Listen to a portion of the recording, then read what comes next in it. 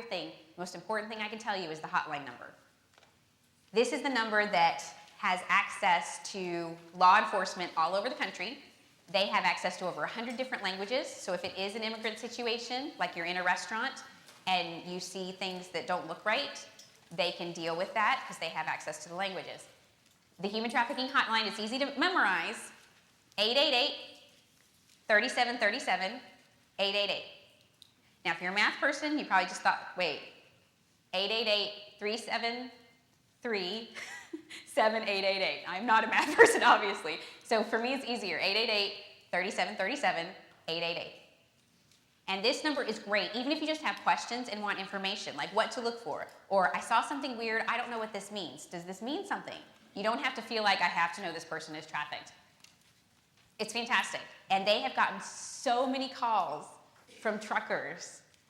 This one guy, he saw something at a truck stop. He saw this younger girl with an older guy. She looked scared. It just didn't look right. He just made a phone call. They shut down a 13 statewide trafficking ring and rescued 9 little girls.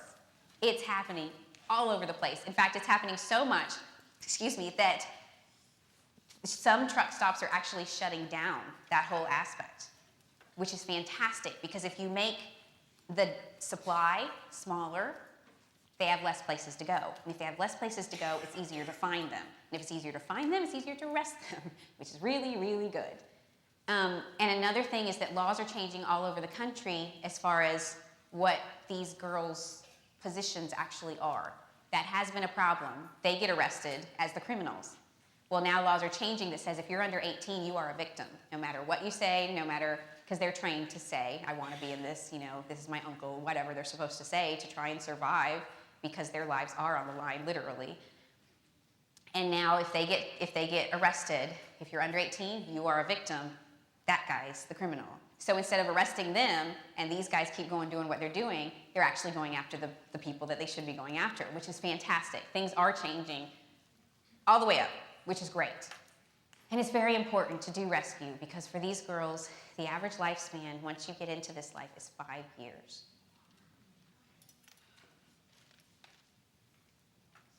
There's nothing else to say about that.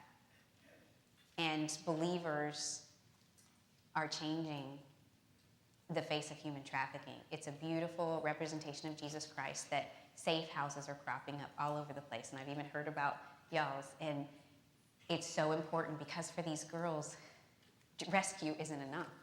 In fact, they say statistically that a girl pretty much stops developing once she gets captured. So if she gets trafficked when she's 12, she gets rescued when she's 17. In many ways, she's still a 12-year-old. And you can't just say, well, here, go have a nice life, you're free now. For one, she's been brainwashed.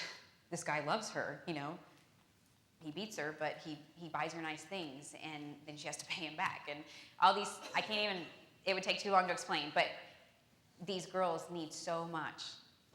They have been trained to believe that they are worthless, and they believe that they are worthless. And so many of them were abused as children.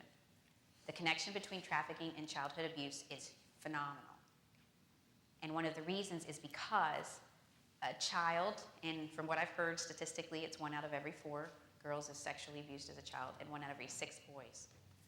So that means in our average church, there's somebody, probably more than one.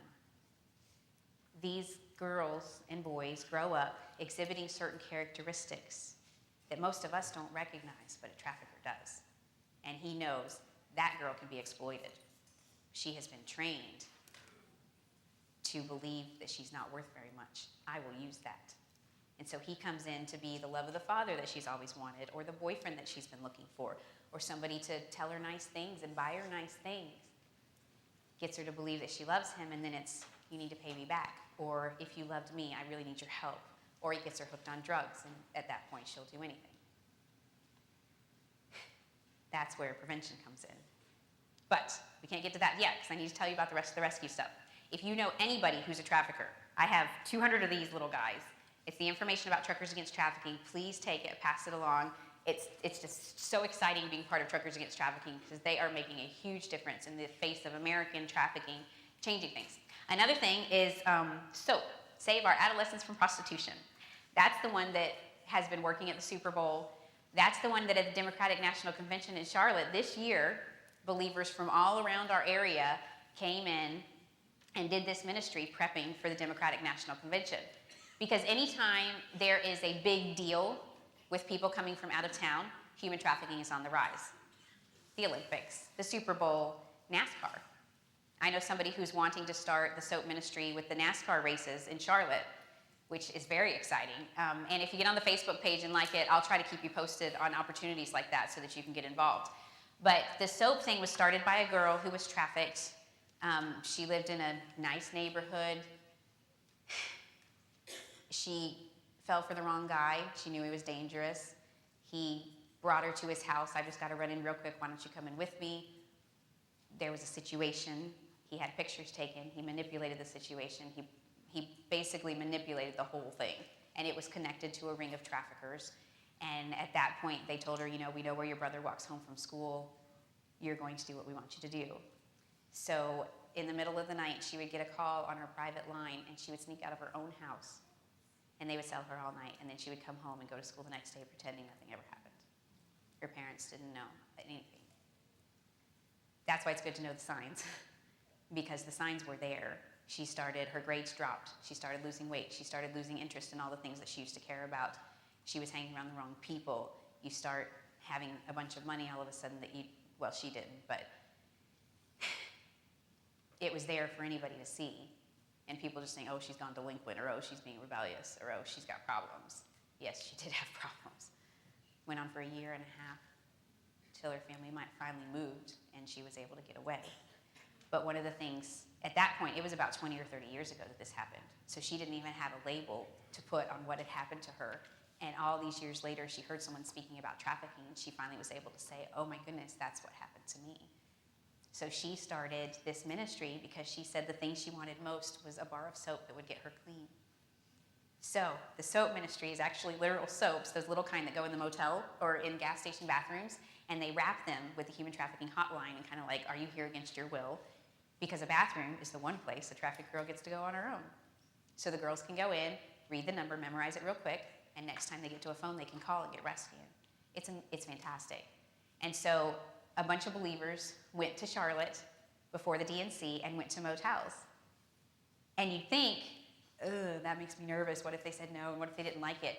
Not one single motel was negative in their response. They said, yes, we know this is a problem. We see this. We